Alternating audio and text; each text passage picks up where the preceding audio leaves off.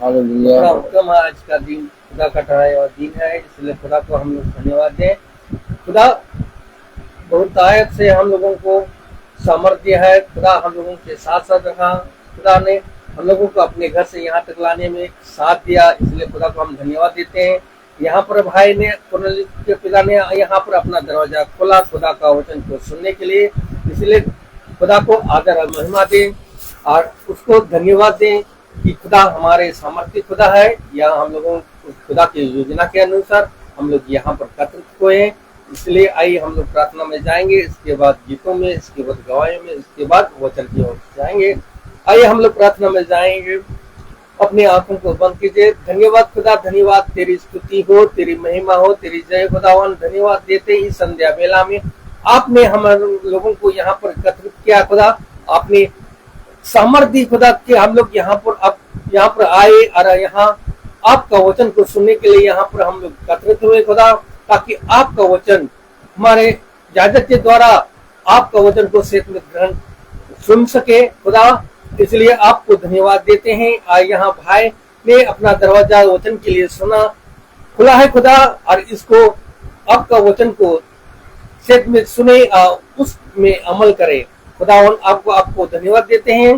उसको हमारे ये भाई को इस घर में जो आपका योजना के अनुसार यहाँ पर आपका वचन को सुनने के लिए हम लोगों एकत्रित हुए, आपका वचन को सुने और आपका जो महासभा इसका आप ही आज का जो महासभा आप ही टेक कीजिए खुदा।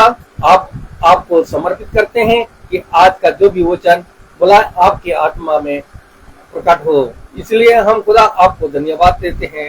यही हम दुआ करते हैं हमारे प्रभु यीशु मसीह के नाम पर, आमीन। आइए हम लोग गीतों की ओर चलेंगे। गीत अपना आशीष तुझसे चाहते हैं, ईश्वर के पिता हम आते हैं। आशीष तुझसे चाहते हैं, ईश्वर के पिता हम आते हैं। आशीष तुझसे चाहते हैं, ईश्वर के पिता हम आते हैं। कोई खूबी है ना लिया कर, बस हमको अपनी ताकत। कोई खूबी है ना लिया कर, बस हमको अपनी ताकत। खाली दिलों को लाते हैं, खाली दिलों को लाते हैं, ईश्वर के पिता हम आते हैं। आशीष तुझसे चाहते हैं, ईश्वर के पिता हम आते हैं। हमने बहुत खताएं की है, राहे निकम्मे अफवाहें की है। हमने बहुत खताएं की है, राहे निकम्मे अफवाहें की है। शर्म से सिर झुक जाते हैं, शर्म से सिर झुक जाते हैं, ईश्वर के पिता हम आते हैं। आशीष तुझसे चाहते हैं, ईश्वर के पिता हम आते हैं। तुम हो शक्तिमान प्रभु जी, कुदरत तुम्हारी जान यीशु जी। तुम हो शक्तिमान प्रभु जी, कुदरत तुम्हारी जान यीशु जी। हम दो नाम गाते हैं, हम गाते हैं, ईश्वर के पिता हम आते हैं। आशीष तुझसे चाहते हैं, हे स्वर्गीय पिता हम आते हैं। बंदे को तू कभी न भूले, दुख सहे दुनिया में तूने। बंदे को तू कभी न भूले, दुख सहे दुनिया में तूने। उसी प्यार को चाहते हैं, उसी प्यार को चाहते हैं। हे स्वर्गीय पिता हम आते हैं, आशीष तुझसे चाहते हैं। हे स्वर्गीय पिता हम आते हैं। Praise the Lord. Praise the Lord. अभी समय है गवाही का। अगर कोई किसी का गवाही है तो खुदा के सामने अपने गवाही प्रस्तुत करें।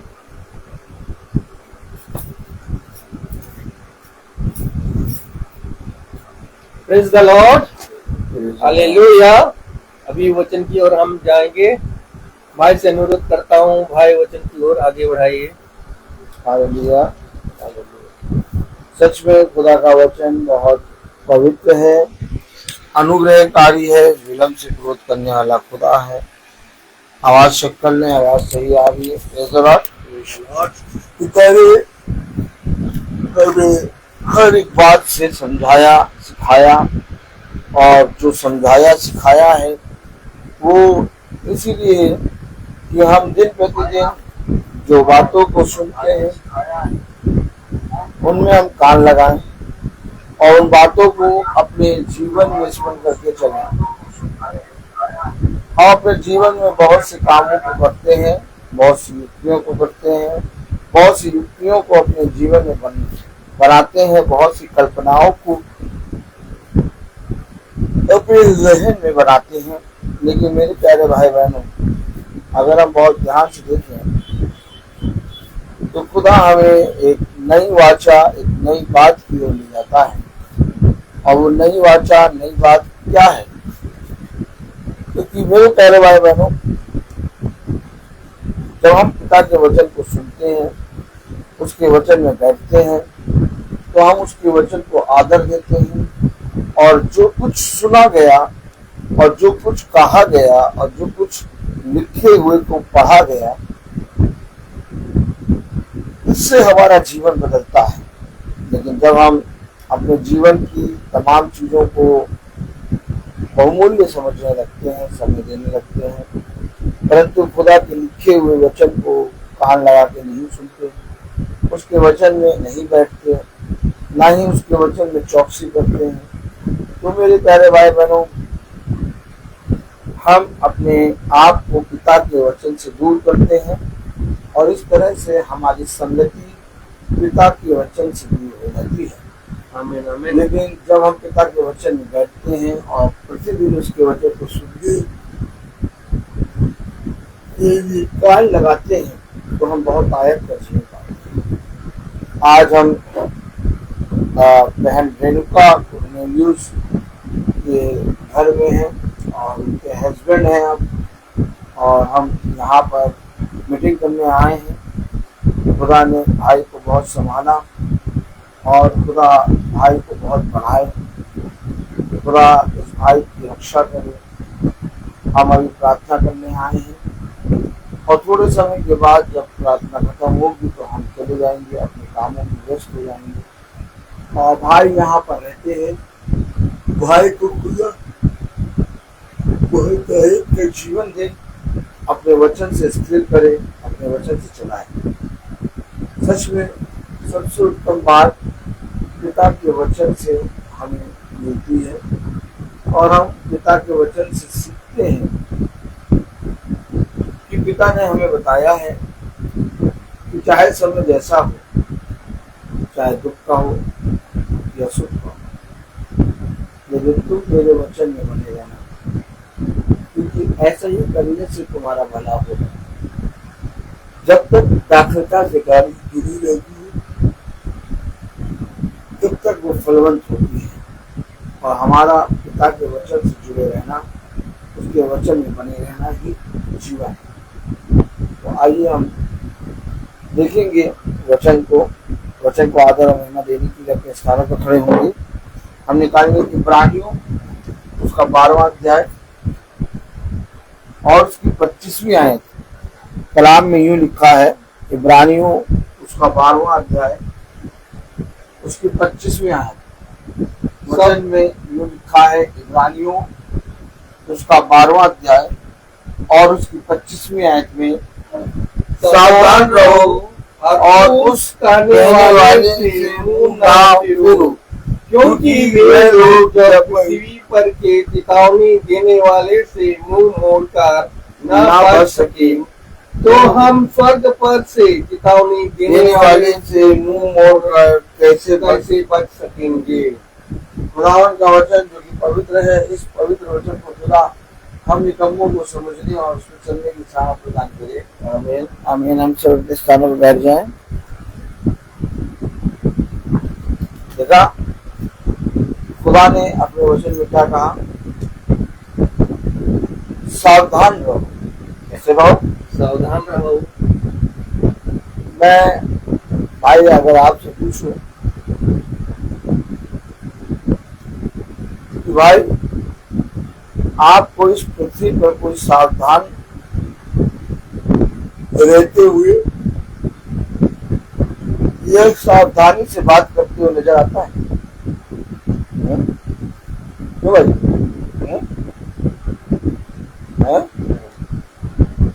भाई आपको इस पृथ्वी पर कोई सावधान से रहते हुए या सावधानी से बात करते हुए नजर आता है?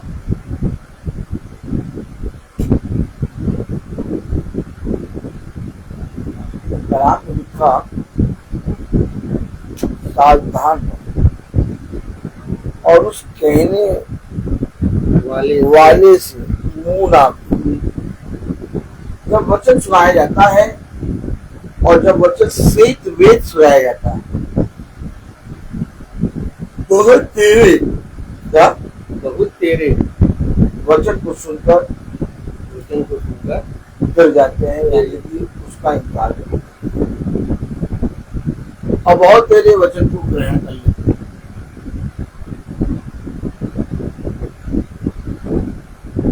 हमेशा याद रखिए, आप चौकस और सावधान तब रहेंगे कि जब आप वचन को प्रचार करने वाले या कहने वाले से मिलना हो। जब भविष्यवक्ता लोगों के पास पहुंचा और भविष्यवक्ता ने जब श्वेत में पिता की बात उन्हें बताई, तो उन भविष्यवक्ता को क्या करा? मारना चाहिए। क्या करा? भविष्यवक्ता का इनकार किया। भविष्यवक्ता कौन है? एक मनुष्य है जिसके अंदर खुदा का आत्मा आता, खुदा का वचन आता और वो लोगों को खुदा का वचन बताता। कलाम में लिखा है, सावधान रहो और उस कहने वाले से मुंह ना फेरो, क्योंकि वह लोग जब पृथ्वी पर चेतावनी देने वाले से मुंह मोड़कर ना बच सके।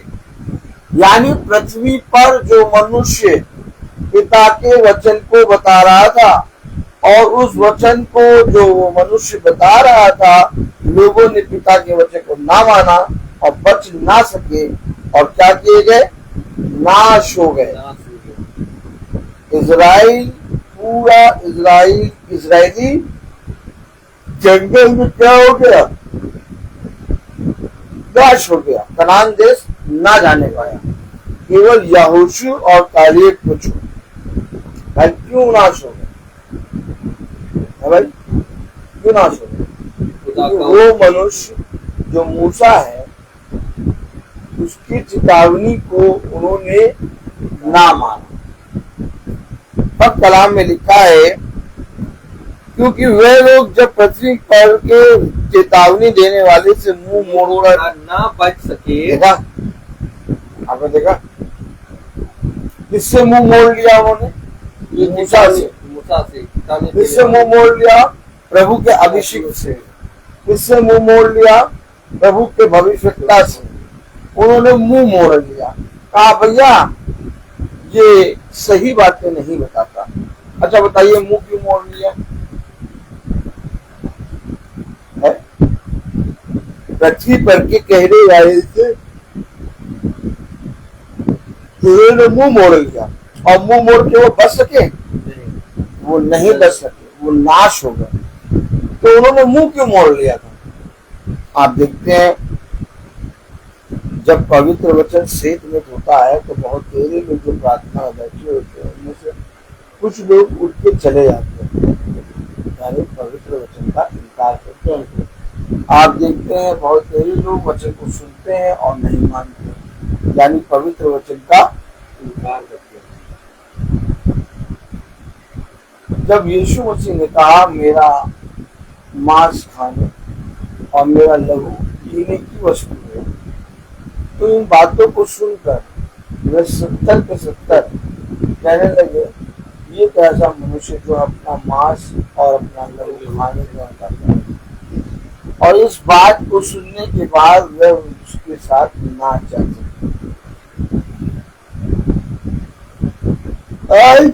हम और आप जो पवित्र वचन को सुन रहे हैं, हम प्रतिदिन एक नया मन्ना सुनते हैं, प्रतिदिन पवित्र वचन सुनते हैं, और उस पवित्र वचन में हमें एक नई बात मालूम होती है।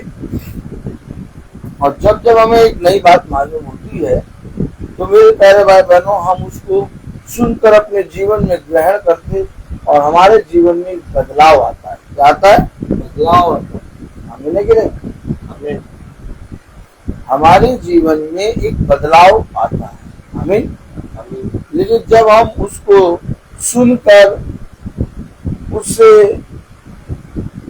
उसके विरुद्ध में बोलने लगते या उसका ठट्टा करने लगते या उस बात को जो वचन के द्वारा बताई गई है हम उस पर संदेह करते हैं और अपने कामों में फिर से फिर जाते हैं, तो कलाम में लिखा है, वचन में लिखा है,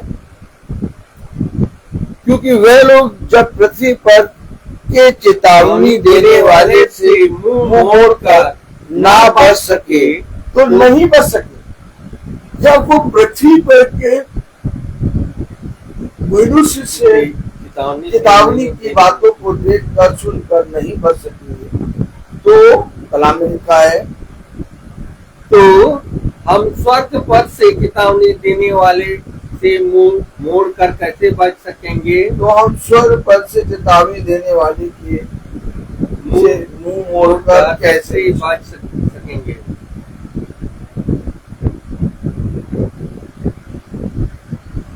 क्या करें? दुख बहुत है, बहुत है, विपत्ति बहुत है। हम खुदा को नहीं जानते, हम खुदा से नहीं प्रार्थना करेंगे, हम खुदा के वचन को नहीं सुनेंगे, या हम खुदा के वचन का इनकार करेंगे, ऐसा कहेंगे, क्या हम उस विपत्ति को दूर कर पाएंगे? हाँ, लेकिन जब हम पिता के वचन को सुनेंगे और जब हम उसके वचन पे कान लगाएंगे तो उसका वचन हमारे दुख को, हमारी विपत्ति को हमारे पास से दूर करने की सामर्थ्य रखता है। आमीन आमीन आमीन। ये अवश्य है कि जो बातें हम वचन से सुन रहे हैं उन्हें अपने जीवन में ग्रहण करके चलने पाए, क्योंकि वचन में साफ लिखा, जब पृथ्वी पर के मनुष्य की चेतावनी की बातों को वो सुनकर ना बच सके, तो स्वर्ग के पद से चेतावनी देने वाले की बातों को सुनकर कैसे बच सकेंगे? कैसे बच सकेंगे? तो हमारे लिए लाभ का क्या बात है? हमारे लिए लाभ की बात यह है कि जो कुछ पिता हमारे जीवन में कर रहा है हम उसे धन्यवाद के साथ ग्रहण करें और अपने पिता का भय माने और अपने पिता के सम्मुख में प्रस्तुत होने की का परिश्रम करें। हमेशा याद रखिए, जब अभिषिक्तों के अंदर खुदा का वचन आया और वो इतना सामर्थ्य था कि जो अभिषिक्तों ने पिता के वचन के द्वारा कहा वो एज इट इज हुआ। आमीन। जैसा उसके भविष्यवक्ताओं ने, जैसा उसके दासों ने, जैसा उसके अभिषिक्तों ने कहा, वैसा ही एज इट इज पृथ्वी पर हुआ। तो सोचिए, जब यीशु मसीह स्वयं अपने मुंह से कहेगा तो वो क्यों ना होगा। इसलिए जो कुछ तुम पढ़ते हो और जो कुछ लिखा हुआ तुम सुनते हो, वो किसी मनुष्यों के द्वारा नहीं बल्कि खुदा के द्वारा लिखा और सुनाया जाता है। इसलिए जब तुम उसको सुनो, जब तुम उसको पढ़ो, तो उसमें बने रहने की चौकसी करो, क्योंकि ऐसा करने से तुम्हारा कल्याण होगा। तो कितनी उत्तम बात, कितनी सामर्थ्य से भरी बात पिता ने हमें और आपको समझाया कि हम पिता के वचन में स्थिर रहें। हम उसके वचन को सुनकर फिरे ना, बल्कि उसके वचन को सुनकर अपने हृदय रूप पट्टियों पर लिखकर उस पर चलने वाले बन। और जब हम उसके वचन को सुनेंगे और अपने हृदय में रखेंगे, तो कलाम में लिखा, वचन में लिखा 26वीं आयत में, इब्रानियों 12:26 में, उस समय तो उसके शब्द ने पृथ्वी को हिला दिया। देखिए, उस समय उसके शब्द ने पृथ्वी को हिला दिया। एक शब्द मात्र से एक शब्द मात्र से पूरी पृथ्वी हिले। आपने समझा? उस समय तो उसके शब्द ने पृथ्वी को हिला दिया। अर्थात जो वचन हमें सुनाया जाता, जो वचन हम सुनते हैं, वो शब्द के रूप में हमें बताया जाता है। और उस समय उसके एक शब्द मात्र ने पूरी पृथ्वी को गिरा दिया। सोचिए, जिसने एक शब्द मात्र से, अर्थात खुदा ने पूरी पृथ्वी को गिरा दिया, उसके शब्द के द्वारा हमारा कितना कल्याण हो सकता है, हमारा कितना उद्धार हो सकता है, और हम कितना ज्यादा वचन में बढ़ सकते हैं। उसके उस शब्द को हम अपने जीवन में किस रीति से ग्रहण करें और कैसे उसके शब्द में बने रहें, इसके प्रति हम सावधान करें। कलाम में कह रहा, वचन में कह रहा 26वीं आयत में, उस समय तो उसके शब्द ने पृथ्वी को हिला दिया। उस समय तो उसके शब्द ने पृथ्वी को हिला दिया। पर जब उसने यह प्रतिज्ञा की है, एक बार फिर मैं न केवल पृथ्वी को वरना आकाश को भी हिला दूंगा। एक बार न केवल पृथ्वी को नहीं, बल्कि पृथ्वी और आकाश दोनों को हिला दूंगा। आपने देखा, कह रहा मैं केवल पृथ्वी को नहीं, बल्कि आकाश और पृथ्वी दोनों को हिला दूंगा। ये वही वचन है जो मनुष्यों के अंदर आया और खुदा ने मनुष्यों के अंदर से प्रचार किया, लेकिन बहुत देर मनुष्यों ने इस पवित्र वचन को ग्रहण ना किया, इससे मिलकर बलवा किया। क्या किया? और वह उस मनुष्य के अंदर के आए हुए वचन को जिसका उन्होंने बलवा किया, वो नाश हो, और उसके शब्द मात्र से पृथ्वी दे रहे। अब उसने कहा है कि मैं केवल पृथ्वी को नहीं, बल्कि आकाश को और पृथ्वी को दोनों को हिला। आपने देखा?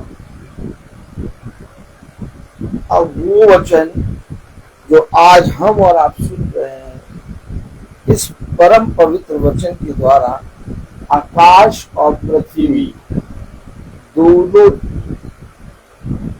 को पिता अपनी सामर्थ्य बताया। हम क्यों सावधान हैं? इससे पहले कि आकाश हिले, पृथ्वी हिले, हम स्थिर हो जाए। क्या? स्थिर हो जाए।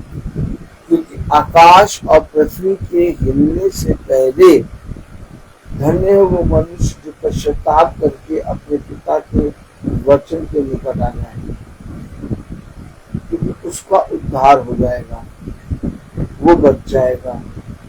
परंतु जो आकाश और पृथ्वी के हिलने तक का वेट करता है और अपने आप को नहीं फिराता, अपने आप को नहीं सुधारता, वो नाश होगा।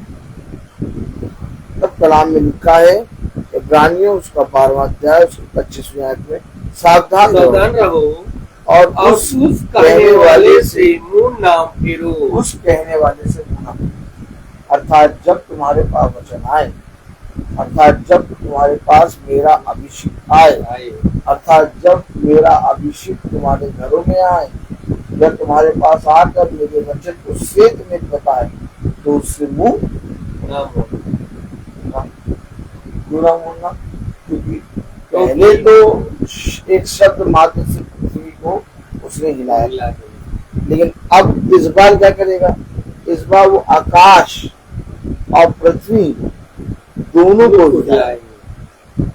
इसलिए सावधान।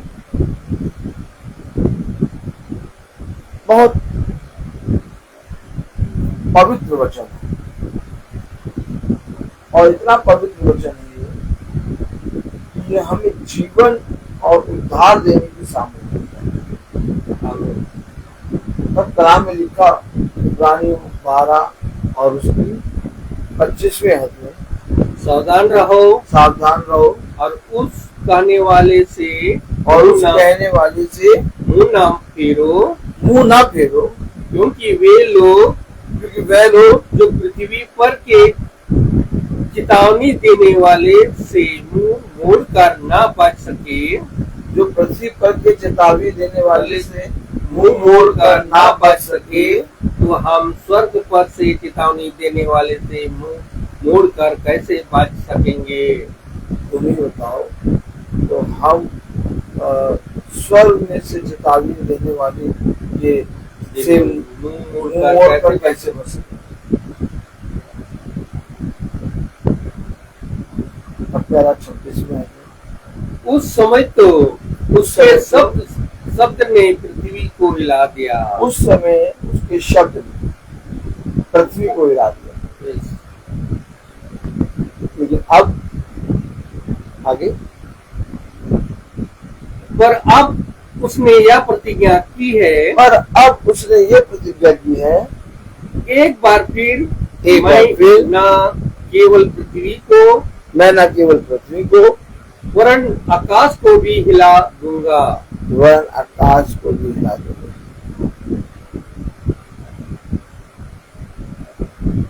कौन बच सकेगा? जब पृथ्वी हिलेगी और आकाश की शक्तियां हिलाई जाएंगी और आकाश भी हिलेगा, कौन बचेगा?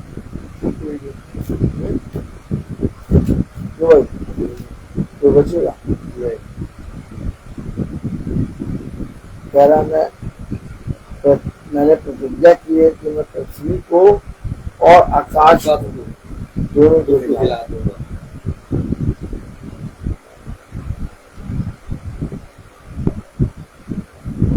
इसलिए अब जब हमने वचन को जाना तो केवल हम अपने शरीर को बचाने का यत्न न करें, बल्कि हम अपनी आत्माओं को बचाने का यत्न करें।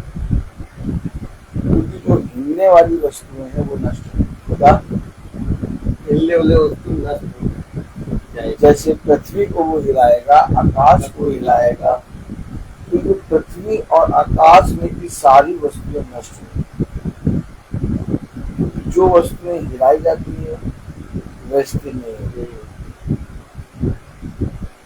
कलाम में लिखा 26वें आयत पर, उस समय तो उसके शब्द ने पृथ्वी को हिला दिया, पर अब उसने यह प्रतिज्ञा की है, एक बार फिर मैं न केवल पृथ्वी को वरन आकाश को भी हिला दूंगा।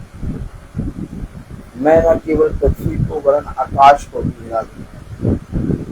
आगे और यह वाक्य एक बार फिर इस बात को प्रकट करता है कि जो वस्तु हिलाई, एक बार फिर से उस बात को प्रकट करता है कि जो वस्तु हिलाई जाती है वे सृजी हुई वस्तु सृजी हुई वस्तु होने के कारण टल जाएगी। हमने पृथ्वी की चीजों पे, आकाश की चीजों पे, वस्तुओं पे मन लगाया, कह रहा टल जाएगी। जो पृथ्वी की बातों पे मन लगाते हैं वे नाश होंगे। तो समझे, क्योंकि ये वाक्य कलाम में लिखा 27वें आयत में, और यह वाक्य एक बार फिर इस बात को प्रकट करता है, इस बात को कि जो शक्तियां हिलाई जाती हैं, जो वस्तुएं हिलाई जाती है, वो कभी अकल नहीं होती, स्थिर नहीं। देखा आपने, देखा जो वस्तुएं हिलाई जाती हैं वो वस्तुएं स्थिर नहीं रहती, वो टल जाएंगी, वो नाश हो। इसलिए उसने हमको सावधान रहने के लिए कहा कि तुम इस पृथ्वी में की बातों पर, पृथ्वी में की वस्तुओं पर, आकाश में की वस्तुओं पर मन न लगाओ। क्योंकि कलाम में लिखा है 27वें आयत में,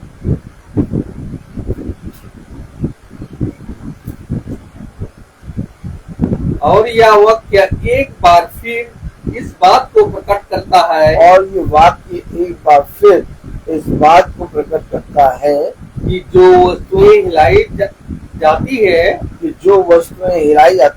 वे सृजी हुई वस्तु होने के कारण टल जाएगी। वो सृजी हुई वस्तु होने के कारण टल जाएगी, ताकि जो वस्तुएं हिलाई नहीं जाती वे अटल बनी रहे।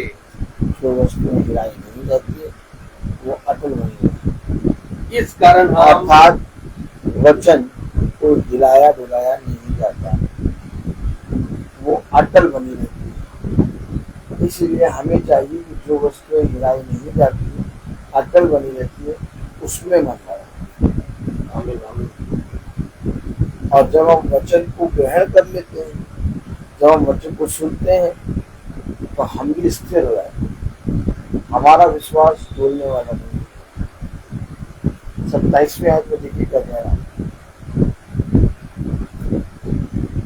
और यह वाक्य एक बार फिर इस बात को प्रकट करता है, ये वाक्य एक बार फिर इस बात को प्रकट करता है। अर्थात जो मैंने तुमसे कहा कि पृथ्वी और आकाश और इनमें की सारी वस्तुओं पर तुम मन लगाकर मेरे पवित्र वचन से चलो।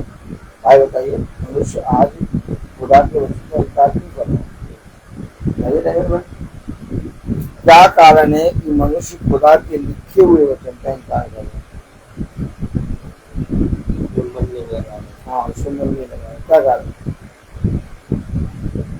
क्योंकि उसके पास पृथ्वी में की वस्तुएं और आकाश में की वस्तुएं हैं, और कलाम कह रहा, वचन कह रहा, ये वाक्य इस बात को प्रकट करता है, इस बात को प्रकट करता है। अर्थात जो वस्तुएं हिलाई जाती है, वे सृजी हुई वस्तु होने के कारण, वो सृजी हुई वस्तु होने के कारण टल जाएगी। इसलिए आप मनुष्य पृथ्वी में घूमना, पृथ्वी पे जाना, पृथ्वी पे खाना पीना रहना है, सोना, इसमें मन लगा रहा है, और इसके कारण वो क्या कर रहा है? वचन का इनकार कर रहा है, वचन को सुन नहीं रहा है, और जिस पर वो मन लगा रहा है, जिस पर वो कान लगा रहा है, वो हिलाई जाएगी, वो वस्तु स्थिर नहीं रहेगी। तो कलाम में लिखा है, वचन में लिखा, और ये वाक्य एक बार फिर इस बात को प्रकट करता है कि जो वस्तुएं हिलाई जाती हैं, वे सृजी हुई वस्तु होने के कारण वे सृजी हुई वस्तुएं होने के कारण टल जाएगी। टल जाएगी ना। मीटिंग को नहीं सुन पा रहा मनुष्य, मीटिंग को अपने घरों में नहीं करा पा रहा। आज पिता के अभिषिक्तों से खुदा के वचन को मनुष्य नहीं सुन पा रहा, क्योंकि मनुष्य ने अपने जीवन को संसार और संसार की वस्तुएं और हर एक चीज पर निर्भर कर दिया। और तो खुदा का वचन कह रहा, वो पृथ्वी पर और पृथ्वी पर और आकाश में वस्तुओं पर मन लगाते हैं, जबकि ये बात सच है कि वे वस्तुएं जो हिलाई जाती है वो सच्ची हुई होने के कारण टल जाएगी। अब आप किसी चीज पर जो टल जाएगी, जो आज है और कल नहीं रहेगी, उस पर आप विश्वास लाएंगे? वो वस्तु जो आज है और कल नहीं रहेगी, क्या उसके कारण हम कोई युक्ति बना पाएंगे? क्योंकि वो वस्तु का खुद ही अपना कोई अस्तित्व नहीं है, उस वस्तु का कोई भी अपना खुद का कोई भी लाभ नहीं। तो पिता ने हमें ऐसा कौन सा वचन दिया जिसके द्वारा हमें पृथ्वी पर की और स्वर्ग में की सारी वस्तुएं जो सृजी हुई वस्तुएं हैं, ये बनाई गई वस्तुएं हैं, ये टल जाएंगी, हिलाई जाएंगी और नष्ट हो जाएंगी। हमें पिता ने इन वस्तुओं से दूर रहने के लिए कहा और कहा सावधान रहो। 27वीं आयत में कह रहा, और यह वाक्य एक बार फिर इस बात को प्रकट करता है कि जो वस्तुएं हिलाई जाती है वह सृजी हुई वस्तु होने के कारण टल जाएगी, ताकि जो वस्तुएं हिलाई नहीं जाती वे अटल बनी रहे। ताकि जो वस्तुएं हिलाई नहीं जाती वो अटल रहे। अब जो अटल बनी हुई वस्तुओं के साथ, जो अटल बनी हुई बातों के साथ, वचन के साथ मन लगाता, वो सर्वदा अटल रहेगा, वो सर्वदा बना रहेगा। क्या चाहिए? जैसे सर्वदा पिता का वचन अटल रहेगा, आपको वैसे अटल और सर्वदा बना रहना।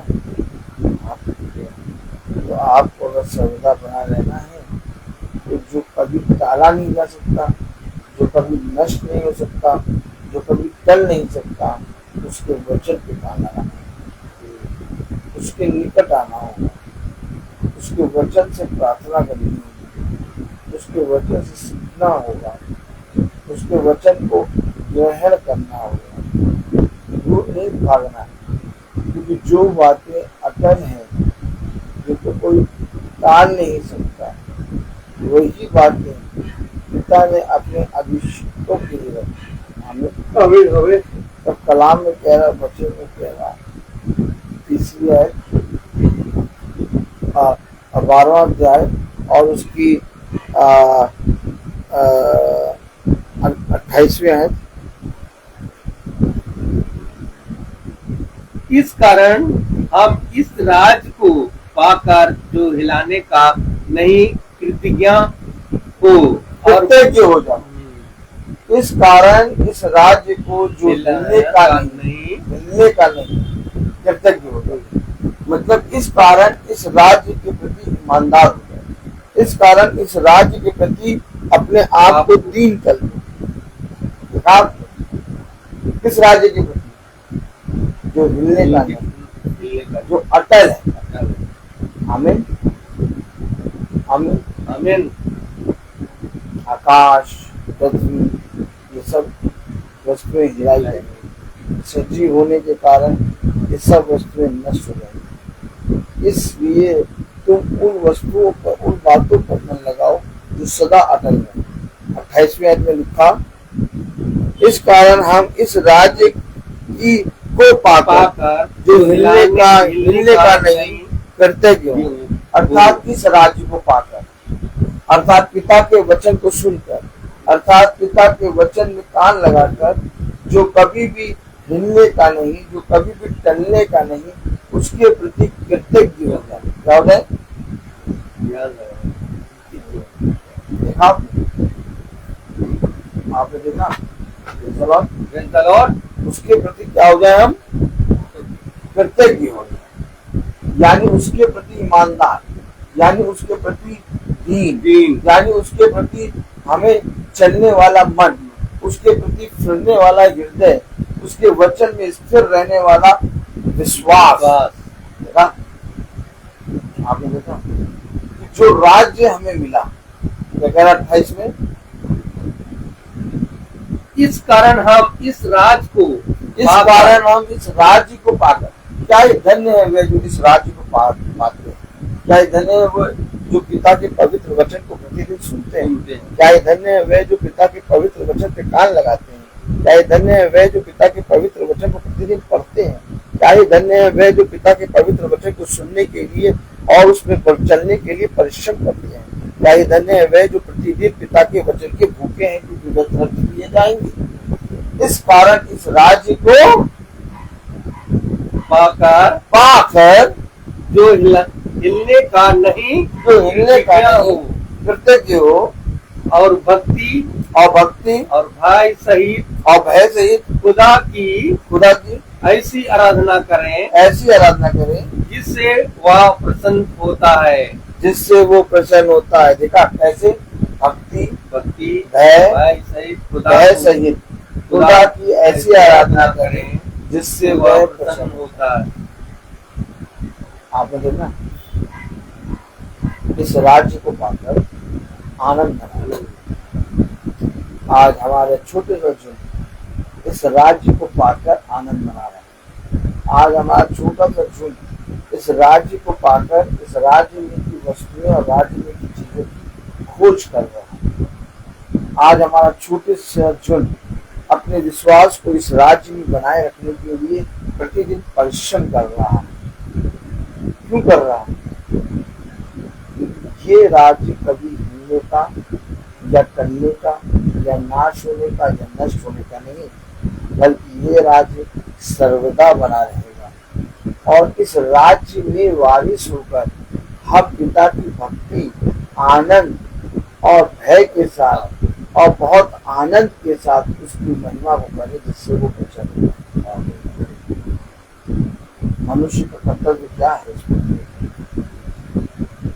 कि जो सृजी हुई है, जो मिलने वाली वस्तु है, तो उनके प्रति ईमानदार हो, कि जो अटल है, जो राज्य सदा का है, जो मिलने का नहीं, जो टलने का नहीं, जो नाश होने का नहीं, जो नष्ट होने का नहीं, उसके प्रति ईमानदार है, जो अटल है। तभी तो लिखा 28 में आगे पढ़े, इस कारण हम इस राज्य को पाकर जो हिलने का नहीं कृतज्ञ हो। राज्य कैसा है?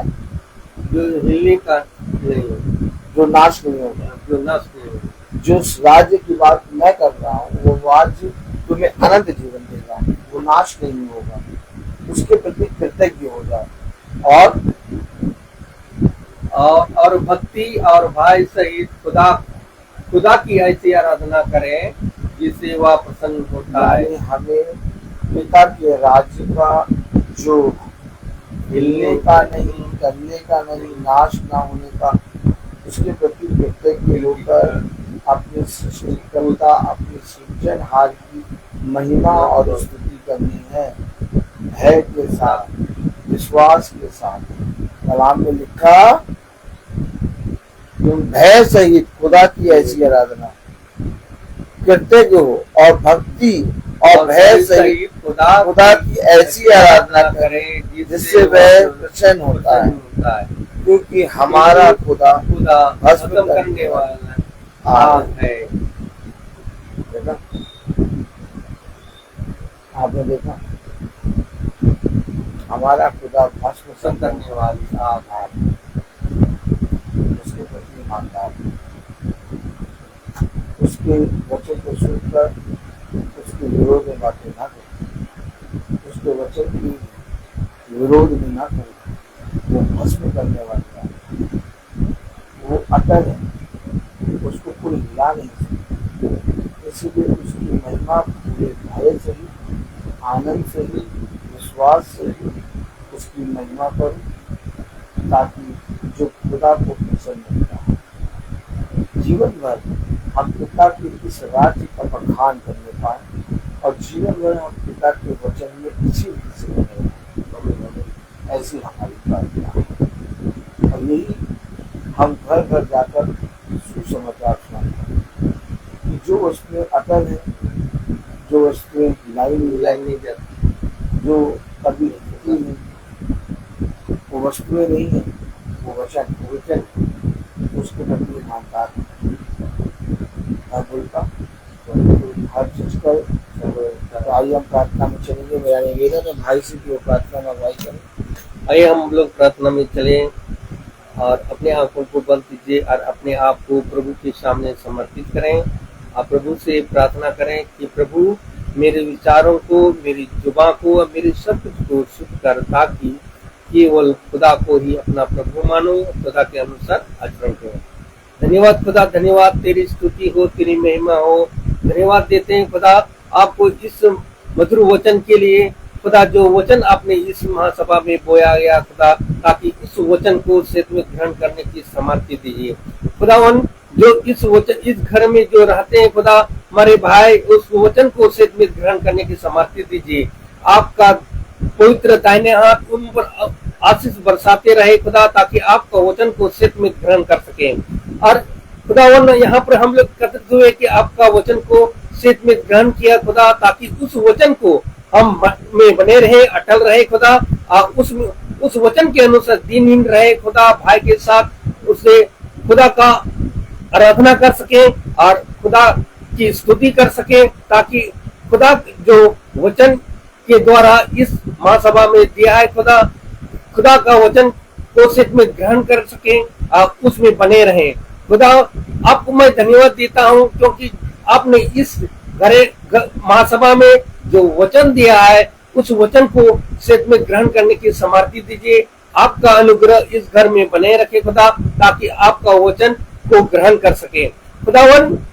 जो यहाँ पर उपस्थित हैं, जितने लोग भी, मैं उन सब के लिए मैं यही दुआ करता हूँ खुदा, ताकि जो आज का जो वचन आपने दिया है खुदा, ताकि चौकस रहने के लिए, आपका वचन को सेत में ग्रहण करने के लिए, आपका वचन को भाई से आप स्तुति करने के लिए खुदा, जो वचन आपने दिया है खुदा, ताकि उस वचन को अटल रहे, उस वचन में अटल रहे और उस वचन में बने रहे खुदा, ताकि आपका जो वचन, आप मधुर वचन को हम सेत में ग्रहण कर सके और उसमें बने रह सके खुदावन। जो हमारे छोटे झुंड के लिए भी यही दुआ करता हूँ खुदा, ताकि जो आज इस महासभा में जो वचन आपने दिया खुदा, ताकि उस वचन को सेत में ग्रहण करने की सामर्थ्य दीजिए और आपका आत्मा उन पर बने रहे, आपका अनुग्रह उन लोगों पर भी बने रहे खुदा, ताकि आपका वचन को सेत में ग्रहण कर सके खुदावन। मैं अपने भाई के लिए भी यही दुआ करता हूँ खुदा, उनको बहुत आयत से आशीष प्रदान करे, वह दिन प्रतिदिन हम लोगों को आपका वचन को सेत में प्रचार करते हैं, सुनाते हैं खुदा, ताकि उसको सुनकर हम उनमें अटल रहे और उन पर बने रहे खुदा, और ताकि आपका वचन को सेत में ग्रहण कर सामर्थ्य दीजिए। आपका अनुग्रह बने रहे खुदा। खुदावन, इस घर में आपका अनुग्रह, आपका समर्थ इस घर में बने रहे, ताकि आपका वचन को सेत में ग्रहण कर सके। हम यही दुआ करते हैं हमारे प्रभु यीशु मसीह के नाम पर, आमीन। हे हमारे पिता, तू जो स्वर्ग में है, तेरा नाम पवित्र माना जाए, तेरा राज आए, तेरी इच्छा जैसे स्वर्ग में वैसे पृथ्वी पर भी हो। हमारा प्रतिदिन का आहार हमें दे और हमारे अपराधों की क्षमा कर, जैसे हम भी अपने अपराधों को क्षमा करते हैं, और हमें क्षमा में न डाल, बुराई से और हमारे खुदावन यीशु मसीह का फजल, खुदा बाप की मोहब्बत, पाक की रिफाकत और सलाहत हम में से हर एक विश्वासी जन के साथ अब से लेकर अनंत काल तक होती रहे, आमीन। धन्यवाद धन्यवाद धन्यवाद, सारी आशीषों के सोते धन्यवाद, धन्यवाद धन्यवाद धन्यवाद, सारी आशीषों के सोते धन्यवाद, सारी आशीष आदियो बसे हालेलुया धन्यवाद धन्यवाद धन्यवाद सारी आशीषों के सोते धन्यवाद।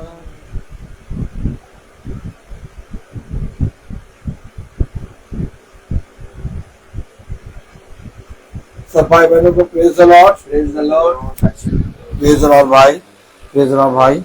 सूचित किया जाता है कि कल की प्रार्थना शाम को 4 बजे होगी, 4 से 4:15 के बीच में होगी कल की प्रार्थना।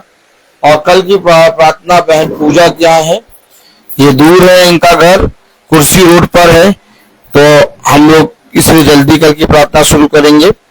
कल की प्रार्थना शाम को 4:15 पे शुरू हो जाएगी। सब भाई बहनों को प्रेज द लॉर्ड।